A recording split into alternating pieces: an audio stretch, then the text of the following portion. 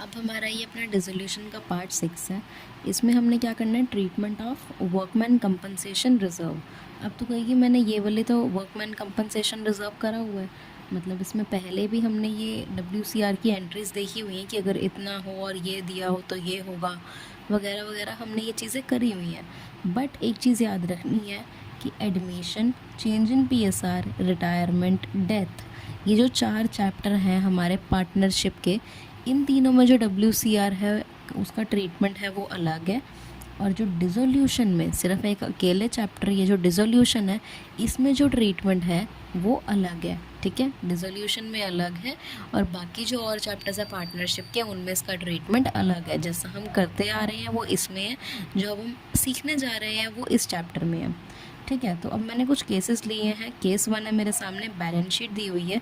Balance sheet के liability side हमें WCR दिया होता है। ठीक है, इसमें WCR दिया है हमें 6000 और 6000 के बाद हमें क्या लिखा है एडिशनल इन्फॉर्मेशन में। एडिशनल इन्फॉर्मेशन में हमें कोई भी WCR के बारे में बात नहीं की गई है। तो इसका मतलब क्या होता है कि हमारे पास कोई भी क्लेम ऐसा नहीं आया। हमने तो एक रिजर्व बनाया था वर्कर को कंपनसेट करने के लिए, अगर उन्हें कुछ भी होगा, चोट लगेगी, उन्हें कुछ भी दिक्कत होगी, बट उन्हें कोई भी दिक्कत नहीं हुई है। अगर यहाँ पर नो इन्फॉर्मेशन है मतलब कोई दिक्कत नहीं हुई उनको। तो जब अब कोई दिक्कत नहीं हुई, ये रिजर्व हमने पैसा निकाल के बनाया हुआ था, तो अब ये क्या हो जाएगा, पार्टनर्स में डिस्ट्रीब्यूट हो जाएगा। अगर इसमें कुछ भी नहीं हुआ तो ये क्या हो जाएगा, पार्टनर्स में डिस्ट्रीब्यूट। तो ये हमारा क्या बनता है, पार्टनर्स कैपिटल अकाउंट बनता है। ऐसे ही बनता है ना हमारा पार्टनर्स कैपिटल अकाउंट। ठीक है, उसके बाद क्या है, पार्टनर्स कैपिटल अकाउंट।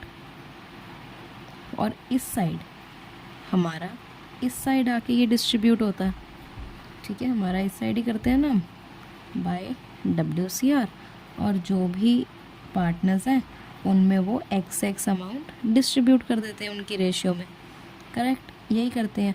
तो हमें क्या करना है, हम अगर हमारा WCR है यहाँ पे और कोई भी एडिशनल इन्फॉर्मेशन नहीं है, तो हमें यहाँ पे इसकी पार्टनर्स कैपिटल की क्रेडिट साइड में हम डिस्ट्रीब्यूट कर देते हैं। तो इसकी एंट्री क्या बनेगी, जब हमने पार्टनर्स कैपिटल में भेजा तो इसकी एंट्री क्या बनेगी, पहले तो बाय है WCR के आगे, तो मतलब डेबिट होगा।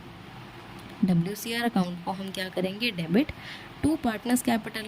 तो टू जो भी पार्टनर होंगे, मैं सपोज कर रही हूँ A और B पार्टनर है, तो 2A कैपिटल अकाउंट और 2B कैपिटल अकाउंट।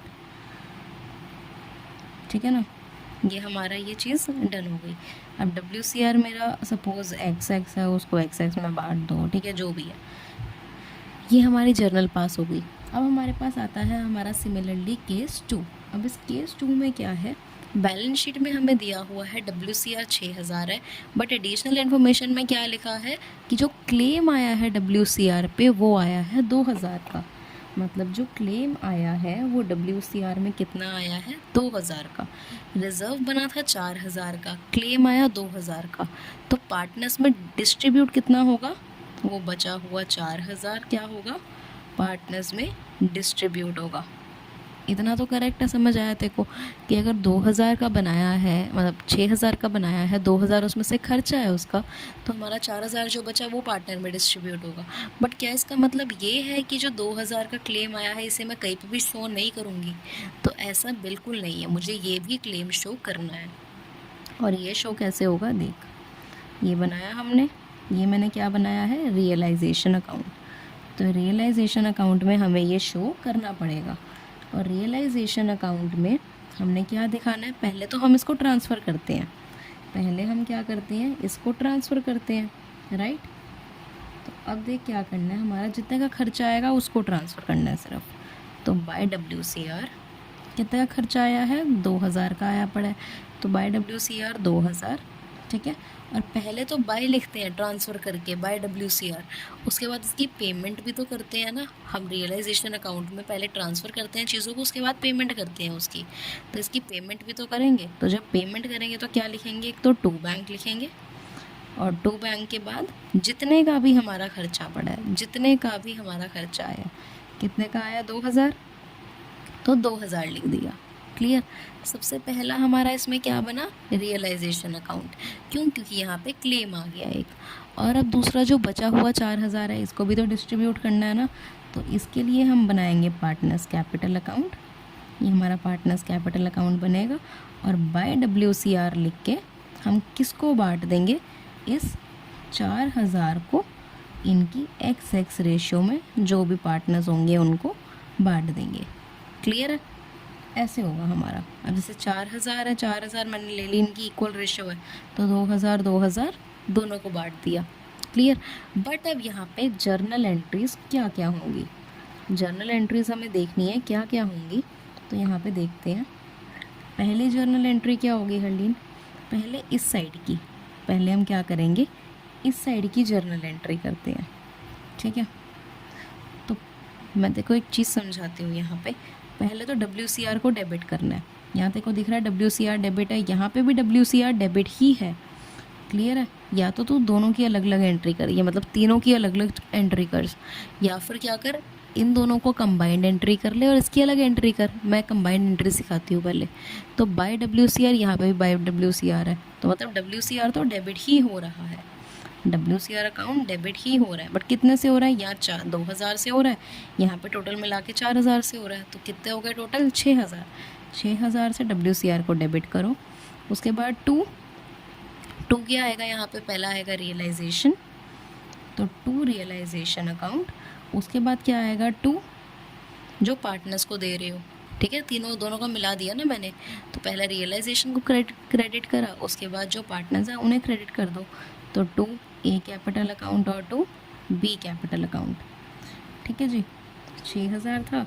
अब रियलाइजेशन में खर्चा कितना पड़ा था हमारा, 2,000, और हमने पार्टनर्स में क्या बांटा था, 4,000। कितने कितने में बांटा था, इक्वल रेशो समझी थी हमने, तो 2,000 और 2,000 दोनों को दिया था।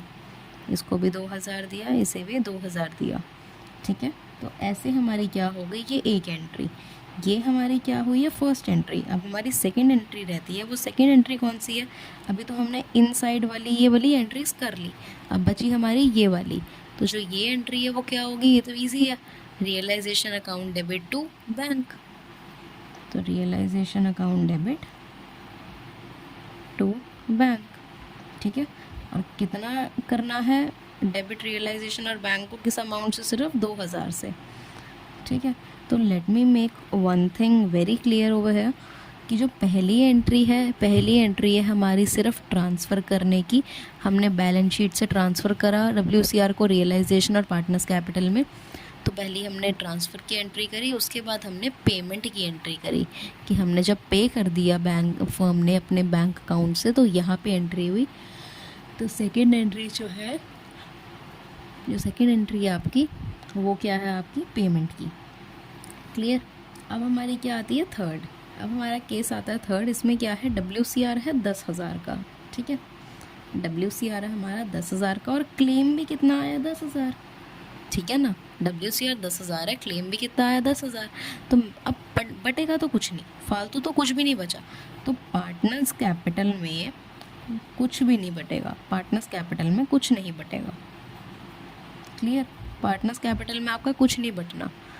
तो इतना याद रखना है आपने कि क्लेम जो आ रहा है WCR पे 10,000, और WCR बना भी 10,000 का हुआ है, तो जब भी आपका ये क्लेम आता है, जब भी क्लेम आ गया तो आपको क्या करना है, रियलाइजेशन तो बनाना ही बनाना है। फिर तो क्या करना है हमने, रियलाइजेशन में, रियलाइजेशन अकाउंट है, इसमें हम क्या करते थे, लिखते थे। तो WCR 10,000 का है, क्लेम कितना आया, 10,000 का। तो मैंने तुझे क्या बताया था, पहले तो ट्रांसफ़र करते हैं, तो बाय WCR लिखा, बाय WCR लिख के कितना क्लेम है, हमारा क्लेम कितना है, हमारा क्लेम है 10,000, तो मैंने 10,000 लिख दिया यहाँ पे। उसके बाद जितना क्लेम है उतने की ही पेमेंट करोगे ना, तो कितने की पेमेंट करोगे, यहाँ पे टू बैंक करके 10,000। ठीक है, तो ये हमारा ख़त्म होगी ये चीज़। इसमें एक और केस भी है अभी, उसमें मैं क्या समझाऊंगी तुझे कि जैसे यहाँ पे क्लेम आया 10,000 का, तो मैंने 10,000 यहाँ तो लिख दिया, बट मैं यहाँ पे एट मोस्ट वही अमाउंट लिख सकती हूँ जितने का मेरा रिज़र्व हो। अगर यहाँ पे 11,000 होता ना, अगर यहाँ 11,000 होता सपोज़, तो मैं यहाँ पे 10,000 ही लिख सकती थी, फिर भी यहाँ पे मैं फिर भी 10,000 ही लिख सकती थी। क्यों? क्योंकि यहाँ पे मेरा रिज़र्व ही मैंने 10,000 का बनाया है। अब तो खुद सोच, अगर मेरी कमाई 1,000 है, मेरी कमाई क्या है 1,000 रुपये, और उसमें से मेरा 1,500 का खर्चा है, तो मैं क्या 1,500 कहाँ से लाऊं? मैं 1,500 मैं जब अपने बैंक में वहाँ चढ़ा रही हूँ, जब मैं अपनी कोई लिस्ट बना रही हूँ, तो उसमें मैं अपना जो मेरा रिज़र्व बना पड़ा है ऑलरेडी एक खर्चे के लिए 1,000 रुपये मैंने एक रिज़र्व बनाया है 1,000 रुपये। तो मैं सिर्फ जब ट्रांसफ़र कर रही हूँ तो 1,000 रुपये तो ट्रांसफ़र करूँगी। उसके बाद जब पेमेंट कर रही होंगी उस चीज़ के लिए, जब उस चीज़ को ख़रीदने जा रही होंगी मैं, तो मतलब अपने पापा से पैसे ले लूँगी या मम्मी से पैसे ले लूँगी, तो पैसे लेके मैं कहीं ना कहीं से फिर वो पूरा कर दूँगी अमाउंट। बट इन टोटलिटी मेरे पास तो यही अमाउंट होएगा ना जो मैंने रिज़र्व बनाया है, जो मेरा अपना खुद का है। तो वो केस है आगे, वो तो मैं समझा ही दूँगी। तो यहाँ पे ये समझ आया रियलाइजेशन में हमने क्या ट्रांसफ़र करा, जितने का क्लेम आया और जितने की हमने पेमेंट करी वो इस साइड लिखा। अब इसके बाद इसकी एंट्री क्या होगी, 2 एंट्री होंगी। पहले क्या होती है आपकी ट्रांसफ़र की, तो ट्रांसफ़र की एंट्री क्या होगी, WCR account debit to realisation, WCR account debit to realisation, right. कितना, 10,000 और 10,000। अब उसके बाद दूसरी एंट्री क्या होती है हमारी पेमेंट की, तो realisation account debit to bank, ठीक है, टू बैंक। और कितना अमाउंट, ये भी क्या है 10,000 10,000। क्लियर, ये हमारी क्या हो गया, केस 3 हो गया, और जो हमें समझ आ गया। अब हमारे पास क्या है, अब हमारा है केस 4। अब इस केस 4 में क्या है तो मैं ये बताती हूँ। देखो, बैलेंस शीट में मेरे को WCR दिया हुआ है 10,000 रुपये का, ठीक है। बैलेंस शीट में कितना दिया मुझे, 10,000 रुपये का दिया है, और एडिशनल इन्फॉर्मेशन में लिखा है क्लेम आ गया 12,000 का। याद है, समझाया था मैंने, बचाए हैं पैसे एक खर्चे के लिए 10,000, बट वो खर्चा इन रियल 12,000 का आ गया। तो अब पार्टनर्स में तो कुछ भी डिस्ट्रीब्यूट होने वाला नहीं बचा। पार्टनर्स में तो क्या ही डिस्ट्रीब्यूट होगा, अभी जब मैं सामान तो ख़रीद लूँ, कुछ बचा हुआ डिस्ट्रीब्यूट करूँगी ना।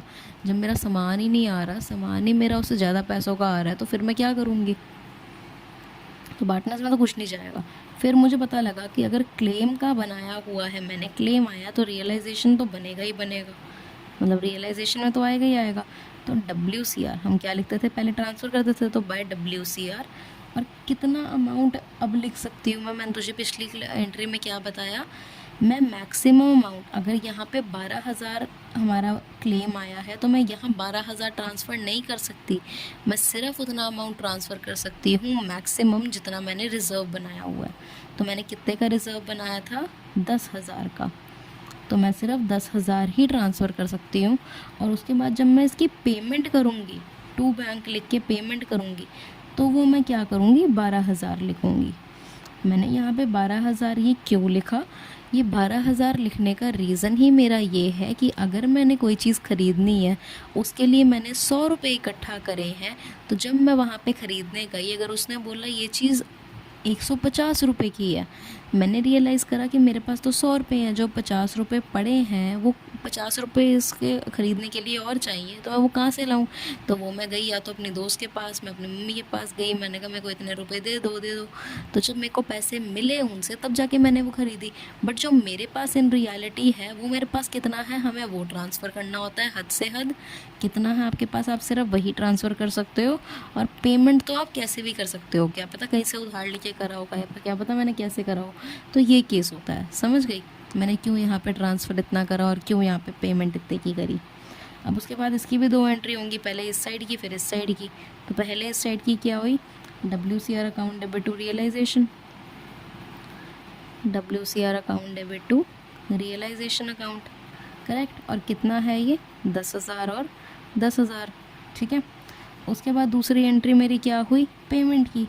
पेमेंट कितने की करी मैं, क्या कैसे एंट्री बताओ पहले, क्या हुई, रियलाइजेशन अकाउंट डेबिट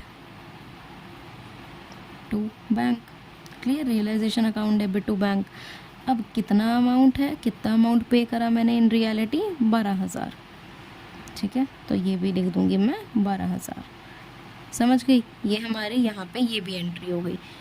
अब आता है हमारा केस 5 जो कि हमारा लास्ट केस है। वो हमें क्या कहता है वो देख।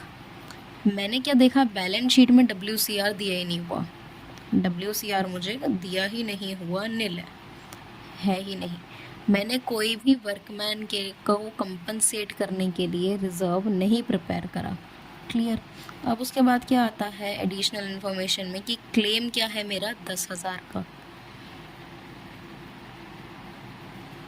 जो क्लेम है मेरे पास, अब जो खर्चा आ गया, मतलब मेरे पास एक खर्चा आना था बट उसके लिए मैंने कुछ पैसा जमा नहीं करा, अचानक से मेरे पास 10,000 का खर्चा आ गया। तो अब मैं क्या करूँगी, मैंने जब रियलाइज़ करा क्लेम है, जब क्लेम आया तो मेरे दिमाग पे क्लिक क्या करी चीज़, क्लेम मतलब रियलाइजेशन तो बनाना ही है, उसमें तो आएगा ही। तो पार्टनर्स कैपिटल में क्या कुछ डिस्ट्रीब्यूट हो सकता है? बिल्कुल ही नहीं। जब रिजर्व ही नहीं बनाया तो डिस्ट्रीब्यूट क्या करोगे, उल्टा खर्चा और आ गया, कुछ बचाया था नहीं उसके लिए, उल्टा खर्चा और आ गया अपने पास। तो जब क्लेम आ गया तो अब हम एक चीज़ तो क्लियर है, रियलाइजेशन बनना है। ठीक है, तो रियलाइजेशन अकाउंट, जब आपका रियलाइजेशन बनता है तो अब क्या हुआ आपका, वो देखो रियलाइजेशन अकाउंट बना। तो अब आप ट्रांसफ़र क्या करोगे, मैंने क्या बताया था, जितना आपने मैक्सिमम यहाँ इकट्ठा करा है, तो आपने तो यहाँ पे जो भी इकट्ठा करा है उसको आप इस साइड भेजते थे, यहाँ पे लिखते थे हम, राइट। बट यहाँ पे तो मैंने देखा कि कोई कुछ चीज़ इकट्ठे करी ही नहीं हुई इन्होंने, तो मैं क्या ट्रांसफ़र करूँ, मैं कुछ भी ट्रांसफ़र नहीं करूँगी, मैं कुछ भी ट्रांसफ़र नहीं कर सकती क्योंकि मैंने WCR बनाया ही नहीं पड़ा, उल्टा क्लेम आ गया मेरे पे।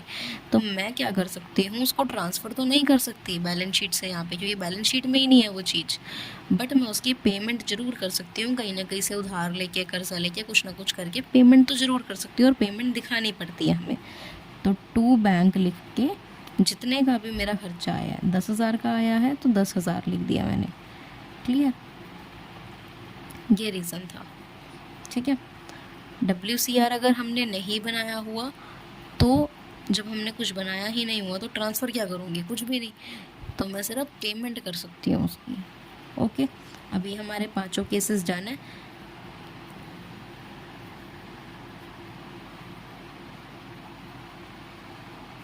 पांचों केस को समझ तो आ गया होगा, इसकी बस लास्ट इसकी एक एंट्री करके दिखा देती हूँ। इसकी एंट्री क्या होगी, सिर्फ ये, सिर्फ पेमेंट की, क्योंकि ट्रांसफ़र की तो ट्रांसफ़र ही नहीं करा ना आपने, तो ट्रांसफ़र की एंट्री क्या करोगे, तो बाकी सिर्फ एक एंट्री होगी, वो होगी realisation account debit to bank. ठीक है, और जितना भी आपका खर्चा आया, कितना खर्चा आया 10,000, तो आप 10,000 ही सीधा ट्रांसफ़र कर दो। ठीक है जी, ये भी आपका हो गया। अब मैं क्या दिखाती हूँ, मैं तेरे को अब एक बार एक क्वेश्चन करते हैं हम, उस क्वेश्चन को अच्छे से करना है, उसमें जर्नल एंट्रीज ही हैं।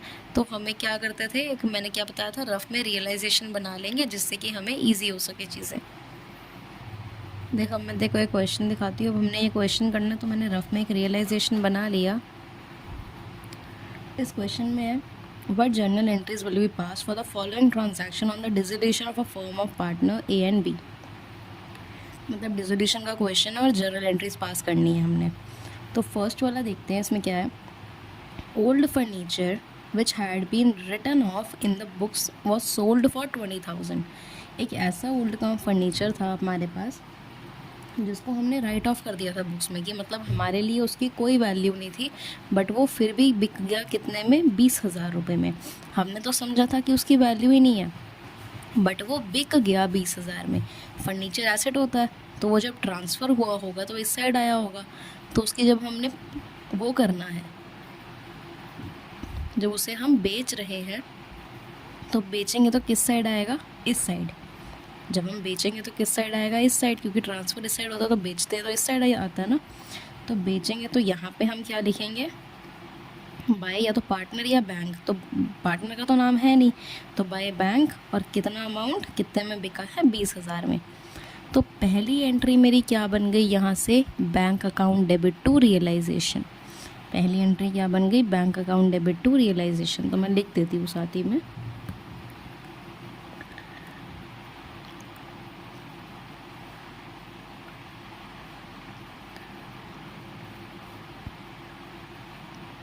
डन। ये हमारी पहली एंट्री हो गई, bank account debit to realisation account 20,000। फिर हमारे पास सेकंड क्वेश्चन आता है हमारा, Z an old customer.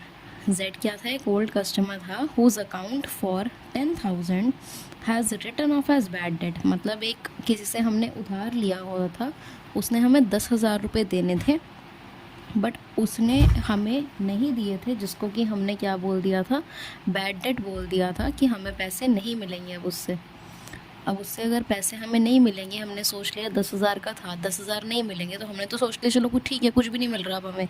But यहाँ पे क्या बोलते हैं, in the previous year paid 7,500 in full settlement, मतलब उसने 10,000 देने थे बट उसको हमने राइट ऑफ कर दिया था एज बैड डेट।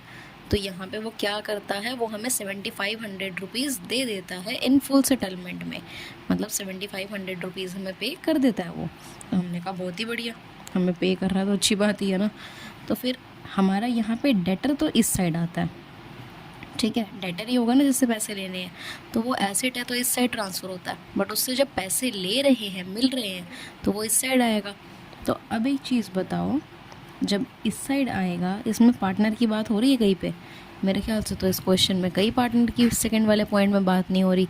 तो यहाँ पे हम क्या लिखेंगे, बैंक अकाउंट से, यहाँ पे हम क्या लिखेंगे, हमारा बैंक अकाउंट से आएगा।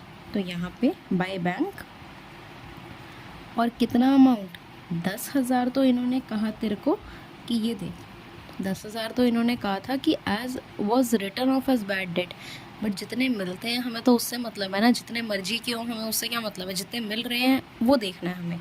तो कितने मिल रहे थे हमें, 7,500, राइट। तो सेकेंड एंट्री भी क्या बनी, bank account debit to realisation account, कितने का अमाउंट आया अपना, 7,500, ठीक है, 7,500 ईच। बट एक चीज़ आप ध्यान रखो कि आपने नरेशन ज़रूर लिखनी है। जैसे यहाँ पे पहली क्या लिख दी, पहले में लिख दी being old furniture sold, second में लिख दी हमने बीइंग, मतलब क्वेश्चन से बना के, बीइंग बैड डेट रिकवर्ड, ठीक है, being bad debt recovered, B का रिकवरी हो रहा है ना क्योंकि। अब उसके बाद आगे आके पढ़ते हैं हम, A agreed to take over firm goodwill not record in the book of a firm, मतलब ए ने एग्री कर लिया कि मैं क्या ले लेता हूँ, फर्म की गुडविल को मैं ख़रीद लेता हूँ, कितने रुपए में, 50,000 रुपये में, मैं फर्म की गुडविल ख़रीद लेता हूँ 50,000 रुपये में। तो अब यहाँ पे एक चीज़ बताओ, गुडविल क्या होती है, एसेट ट्रांसफ़र हुई होगी यहाँ पे। तो जब उसको बेच रहे हैं, उससे पैसा आ रहा है, तो हम यहाँ पे लिखेंगे, जब उससे पैसा आएगा तो यहाँ लिखेंगे। तो बाय, अब यहाँ पे बाय बैंक नहीं आ सकता, क्यों, क्योंकि यहाँ पे क्या हुआ है, A agreed to take over firm, partner का नाम आ गया, पार्टनर ले रहा है, तो बाय ए कैपिटल, और कितना ए कैपिटल, 50,000, क्लियर। तो थर्ड एंट्री आपकी क्या बनेगी यहाँ पे, थर्ड एंट्री यहाँ थर्ड एंट्री बनेगी, A capital account debit to revaluation, sorry realisation, A capital account debit to realisation, clear. और कितने कितने की, 50,000, और ये भी 50,000, करेक्ट। अब हमारे पास क्या आता है, हमारा क्वेश्चन, हमारा पॉइंट 4 आता है, there was an old computer which had been written off from the books, एक ओल्ड कंप्यूटर था जिसे हमने राइट ऑफ कर दिया था, it was estimated to realise 5,000, मतलब इसकी एस्टिमेटेड वैल्यू क्या थी, 5,000 की, 5,000 में हमें ये मिल जाएगा, अगर हम इसको बेचेंगे तो 5,000 रुपया तो मिल ही जाएगा। It is taken by A, मतलब it is taken by B, अब पार्टनर, किसने ले लिया इस फर्नीचर को, पार्टनर ने। तो इतना तो मुझे क्लियर हो गया, फर्नीचर इस साइड आता, मतलब एक ओल्ड कंप्यूटर जो है वो इस साइड आता है, मतलब उसे अगर पैसे मिल रहे हैं तो मिलने का पैसा तो हम यहाँ पे कैलकुलेट करते हैं, जब भी पैसा मिलता है तो यहाँ लिखते हैं। तो पहले मैं क्या लिख रही हूँ, बाय, और यहाँ पे पार्टनर का नाम है, बैंक का नाम तो है नहीं, तो बाय बी लिख देती हूँ, taken by B as B a partner at estimated price, तो by B capital account, clear. तो मैंने बाय भी तो लिख लिया, अब मैं इसके आगे अमाउंट कैसे डालूँ वो सोचती हूँ। 5,000 का एस्टिमेटेड वैल्यू थी, it is taken by B a partner at the estimated price less 30%, मतलब 5,000 की थी बट एक एस्टिमेटेड प्राइस हमें क्या मिला, 5,000, मतलब एट एस्टिमेटेड प्राइस लेस 30%, मतलब जो 5,000 है उसका 30% कर दो, 30% के कम में मिला, करेक्ट, यही समझ आ रहा है ना कि मतलब जो भी आपको अमाउंट मिलना है उसका 30% कम मिला। क्लियर, जो अमाउंट मिलना है उसका 30% हमें कम मिला। तो इससे हाँ, इससे मुझे यहाँ पे क्या समझ आता है, 30,000 अगर मेरे को उससे कम मिल रहा है तो 5,000 का था, तो 5,000 का 30% क्या होता है हमारा, ये होता है 1,500। करेक्ट, तो 5,000 का मिलना था बट 30% कम मिल रहा है। 30% तो 5,000 का होता है 1,500। तो 5,000 में से मैं 1,500 अगर घटा दूंगी तो मेरे पास कितना आएगा, 3,500। अब ये क्यों करा मैंने माइनस, तेरे को ये तो चीज़ समझ आई गई होगी यार कि कैसे हमने करा कि 5,000 का अगर एक कंप्यूटर है उसको 30% लेस वैल्यू में कोई ख़रीद रहा है, मतलब उस जो रियल वैल्यू का जो वो 5,000 की चीज़ है उसका 30% अगर मैं करूँगी, उसमें से जो 30% का अमाउंट आएगा, जैसे इसमें आया 1,500, तो उस 5,000 में से उस 1,500 को घटा के मेरे पास रियल अमाउंट आ जाएगा जितना मुझे पैसा मिल रहा है वो बेच के। तो मैंने बाय बी कैपिटल करके क्या लिखना है यहाँ पे, ये अमाउंट नहीं लिखना, ये तो मैंने कैलकुलेशन के लिए ज़रूरी था निकालना, बट कितना मिलेगा हमें, 3,500 मिल रहा है सामने से। तो हम क्या लिखेंगे,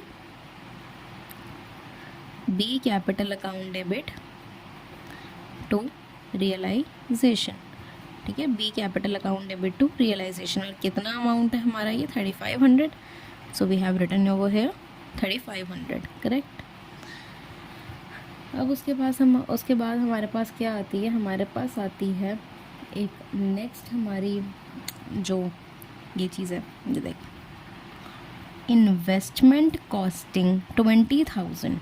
इन्वेस्टमेंट की कॉस्ट क्या है, 20,000, बीइंग 1,000 शेयर्स, मतलब 20,000 की, देखिए इन्वेस्टमेंट हमने करी है वो 20,000 की है, हमने 20,000 रुपये किसी कंपनी में डाले हैं और 1,000 शेयर्स लिए हैं, तो पर शेयर का प्राइस क्या हुआ, 20,000 मैंने किसी कंपनी को दिए हैं, 1,000 शेयर्स मैंने उससे लिए हैं, 1,000 क्या लिए हैं, शेयर्स लिए हैं, तो मेरा पर शेयर प्राइस PSP, पर शेयर प्राइस क्या निकलता है, माइनस करके 20 रुपये। करेक्ट, इतना तो समझ आया। अगर मैंने 20,000 के, अगर मैंने कहीं पे 20,000 रुपया लगाया है और वहाँ से मैंने 1,000 शेयर्स लिए हैं, तो एक शेयर कितने का था वहाँ पे, 20 रुपये का। ठीक है, अब यहाँ पे आगे क्या है, had been written off from the books, उसे राइट ऑफ कर दिया गया था। दीज इन्वेस्टमेंट, मतलब जो शेयर्स है इस इन्वेस्टमेंट में, इसका इन्वेस्टमेंट का मतलब क्या है इस क्वेश्चन में, शेयर्स। तो these shares are valued 15 each and distributed between the partners in the profit sharing ratio. इसकी वैल्यू कितनी लगा दी गई, 15 रुपये ईच। इसकी वैल्यू कितनी लगा दी गई, 15 रुपये ईच, और पार्टनर्स में डिस्ट्रीब्यूट कर दिया। तो अब मैं तुझे यहाँ पे क्लियर करती हूँ कि यहाँ पे हो क्या रहा है। पहले तो एक शेयर कितने का था मेरा, ये देखो, एक शेयर पहले मेरा कितने का था, 20 रुपये का। करेक्ट, मैंने निकाल लिया था। तो उसे ये बेच कितने में रहे हैं, बेच कितने में अब रहे हैं, 15 ईच में। एक पहले 20 ईच था बट अब 15 ईच में बेच रहे हैं। ठीक है, अब मेरे को इससे क्या समझ आता है, इसमें एक सिंपल सा क्वेश्चन है, बस सिंपल सा है, तो मैं कंफ्यूज करने के लिए दिया हुआ है कि ये वैल्यू वो वैल्यू।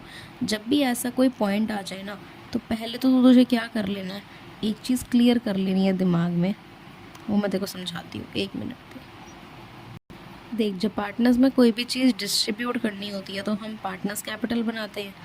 इसमें यही लिखा था ना एंड लाइन में कि पार्टनर को डिस्ट्रीब्यूट कर दो, तो पार्टनर कैपिटल बनाते हैं।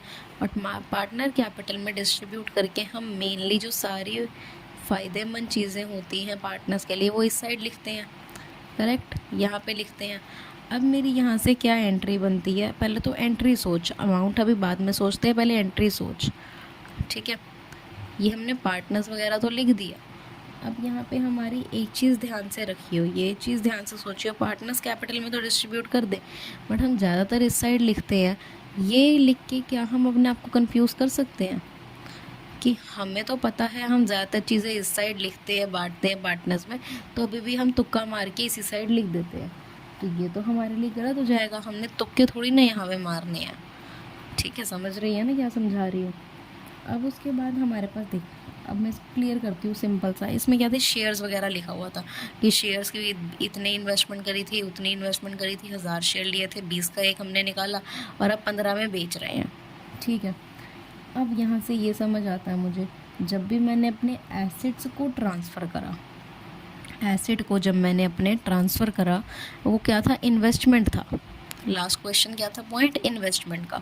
तो मतलब वो इस साइड ही लिखी होगी आके, जब ट्रांसफ़र हुई होगी तो इसी साइड मैंने आके लिखी होगी। ये तो क्लियर है, यहाँ पे ही लिखा होगा। तो अब जब मैंने इसको बेचना है, बेच के मुझे पैसा आ रहा है ना, कम आ रहा है ज़्यादा आ रहा है, मुझे उससे मतलब नहीं है डिसोल्यूशन में। मुझे मतलब है कितना आ रहा है कितना जा रहा है। ठीक है, कितना आ रहा है और कितना जा रहा है उससे मतलब है। तो जब भी आ रहा होगा तो मैंने क्या लिखना है, तो उसमें हमने क्या लिखा था कि हमारी जो पार्टनर्स हैं इन्होंने लिखा है पॉइंट में कि ए और बी को बांट दो, ए और बी में बांट दो, मतलब पार्टनर को प्रॉफिट शेयरिंग रेशियो में बांट दो। तो पार्टनर की प्रॉफिट शेयरिंग रेशियो आपकी क्या है, यहाँ पे इक्वल है, इस क्वेश्चन में कोई भी नहीं दी पड़ी। तो बाय ए कैपिटल लिख दो और बाय बी कैपिटल लिख दो। क्लियर, ये दो लिख दो। अब उसके बाद अमाउंट क्या आएगा वो भी मैं दिखाती हूँ, पहले मैं एंट्री करती हूँ। A capital account debit, B capital account debit to realisation. तो A capital account debit, B capital account debit to realisation. ठीक है, ये मेरी एंट्री हो गई। अब इन क्वेश्चंस में जो मेन एक इजी चीज़, जो इजी तरीका होता है हमें सॉल्व करने का, वो क्या होता है, जितने शेयर्स हैं वो देखने हैं। क्या देखना है, कितने शेयर्स लिए हैं, कितने शेयर्स लिए हैं। तो कितने शेयर्स लिए थे मैंने, 1000। मल्टीप्लाई किससे करूँगी मैं, जितने का अब वो बेच रहे हैं। मुझे इस वैल्यू से अभी मतलब नहीं है, मैं इसमें शॉर्ट ट्रिक से ये चलती है कि कितने शेयर्स आप बेच रहे हो, मतलब कितने शेयर्स आपने लिए हैं उस फॉर्म के। 1000 लिए थे तो मैंने 1000 ली थी, और कितने में बेच रहे हो, 15 में। तो इनटू में क्या कर दो, 15। बस ये करके तुम्हारा अमाउंट आ गया 15,000। अब इसे तूने किस में बांटना था, पार्टनर्स में, प्रॉफिट शेयरिंग रेशियो में। इसमें क्वेश्चन में प्रॉफिट शेयरिंग रेशियो तो गिवन थी नहीं, तो हमने इक्वल एस्टिमेट करी थी। तो इक्वल करते हैं, 15,000 को इक्वली बांटते हैं तो 7500 और 7500 जाता है। तो बस ये हमारी सिंपल सी एंट्री हो जाती है। बस क्वेश्चन देखने में हमें ये मुश्किल लगता है कि हाँ ये पता नहीं शेयर्स दे दिया क्या दे दिया, इसका सिर्फ यही ट्रिक है, ये ईजिली हो जाता है। अब हम अपना 6th पढ़ते हैं। इसमें क्या है, WCR appear in the books 6000 and in additional point. मतलब यहाँ पे रियल जो बैलेंस शीट है, यहाँ पे WCR मेरे को दिख रहा है कितने का, 6000 का। और एडिशनल इन्फो जब आती है वहाँ पे क्या लिखा है, WCR का क्लेम क्या है, 2000। तो हमने कहा जब यहाँ पे 2000 ये वाला आ गया, ये तो हमारा क्या हो गया, केस 1 था मेरे ख्याल से, ये है ना, केस 1 था। तो यहाँ पे अब हमने क्या करना है, सबसे पहले क्या करते हैं, जब मैंने देख लिया क्लेम है, क्लेम है का मतलब क्या होता है, मैंने यहाँ पे रियलाइजेशन बनाना है। क्लेम है का मतलब क्या है, रियलाइजेशन बनाना है। अगर 6000 तूने जोड़े हैं उसमें से 2000 तो किसी को जिनके लिए जोड़े हैं उन पे खर्च कर रही है, तो बचा तेरे पास कितना, 4000। इस 4000 को पार्टनर्स में बांट दो और इस 2000 को कहाँ पे लिखो, अपने रियलाइजेशन में जो भी क्लेम है। तो बाय WCR लिखना है पहले, तो कितना है वो, 2000 का आया है क्लेम। और पेमेंट भी कितनी की करोगे फिर आप, 2000 की ही करोगे अगर 2000 का क्लेम है तो। अब पार्टनर्स कैपिटल का बनता है, पार्टनर्स कैपिटल का जो पार्टनर्स कैपिटल अकाउंट है, यहाँ पे क्या लिखते हैं हम, यहाँ पे जो भी हमारे पास बचा हुआ अमाउंट होता है, तो बाय WCR। और अमाउंट कितना है हमारे पास, 4000 था, हमने इसमें इक्वल रेशियो एस्टिमेट करी पड़ी है, तो 2 के गया 1 को और 2 के गया B को। ठीक है, ये तो हुआ। अब हमने इसमें तो पोस्ट कर लिया, अब इसकी बस एंट्री रहती है हमारी। इसकी एंट्री में क्या करते हैं, मैंने क्या करा था, इस साइड की कंबाइंड एंट्री सिखाई थी तेरे को अभी लास्ट में, तो मैं कंबाइंड एंट्री करती हूँ। पहले हम क्या करते हैं, उसकी ट्रांसफ़र की एंट्री, उसके बाद करते हैं पेमेंट की। तो ट्रांसफ़र की क्या होगी, WCR अकाउंट डेबिट, दोनों में डेबिट ही है ना, तो दोनों की एक पहले ए एंट्री करते हैं, WCR account debit to realisation, to realisation account, फिर टू ए कैपिटल अकाउंट और to B capital account. Clear, ये लिख दिया। WCR कितने का था मेरा, यहाँ पे 2000 का था और यहाँ पे टोटल मिला के 4000 का था, मतलब टोटल कितना का था WCR 6000 का। 6000 यहाँ लिखा। अब टू रियलाइजेशन, रियलाइजेशन में कितना पे करा था 2000, और ए को कितना दिया था 2000, और बी को कितना दिया है यहाँ पे 2000, तो यहाँ पे मैंने 2000 लिख दिया। पहली मेरी एंट्री हो गई ये ट्रांसफ़र करने की। दूसरी एंट्री आती है पेमेंट करने की, तो पेमेंट करने की एंट्री कहाँ है मेरी, ये वाली, इस साइड वाली, तो realisation account debit to bank. दूसरी एंट्री आती है realisation account debit to bank account. Clear. अब टू बैंक अकाउंट कितना अमाउंट से है 2000 से, तो 2000 मैंने यहाँ लिखा और 2000 यहाँ लिख दिया। तो ये हमारा ये वाला क्वेश्चन डन होता है। ये क्वेश्चन हमारा काफ़ी इजी था, इसमें कोई मतलब फालतू की चीज़ें नहीं थी, इसमें नॉर्मल जर्नल एंट्रीज पास करनी थी क्वेश्चन पढ़ के। तो इसका एक क्रक्स निकलता है, जो तुम्हारे पास डिसोल्यूशन के क्वेश्चंस आते हैं उसमें हमारे पास एंट्रीज़ में हमें क्या क्या एंट्रीज़ दी होती है मैं वो बता देती हूँ। एक एंट्री दी होगी तेरी एसेट पे, दूसरी एंट्री दी होगी तेरी रिलेटेड टू लायबिलिटी दी होगी। ठीक है, पहली एंट्री दी होगी एसेट पे, दूसरी एक देखो लायबिलिटी पे दे सकते हैं, तीसरी क्या आ जाता है, या तो आपका रियलाइजेशन गेन होगा या आपका रियलाइजेशन लॉस होगा। जैसे आप एंट्री करते हो ना रियलाइजेशन अकाउंट बना के जो रफ में, या तो गेन आता तो यहाँ पे लॉस आता तो यहाँ पे फिर एंट्री करते हो, तो एक एंट्री वो हो सकती है। और आपकी जो दूसरी एंट्री आती है, जो फोर्थ एंट्री आती है, या तो आ सकती है आपकी डिस्ट्रीब्यूटेबल आइटम्स पे, जो मैंने दिखाई थी ना डिस्ट्रीब्यूटेबल आइटम, या तो डिस्ट्रीब्यूटेबल आइटम आ सकता है, या फिर आपका क्या आ सकता है रियलाइजेशन एक्सपेंसेस, जो हम अपनी लास्ट क्लास में अभी करेंगे, अगली क्लास में रियलाइजेशन एक्सपेंसेस आ सकता है। ये इतनी एंट्रीज़ में हमारा पूरा ये क्वेश्चंस ख़त्म हो जाता है डिसोल्यूशन का। बाकी अब नेक्स्ट क्लास हमारी लास्ट क्लास है डिसोल्यूशन की, तो उसमें हम और क्लियर कर लेंगे।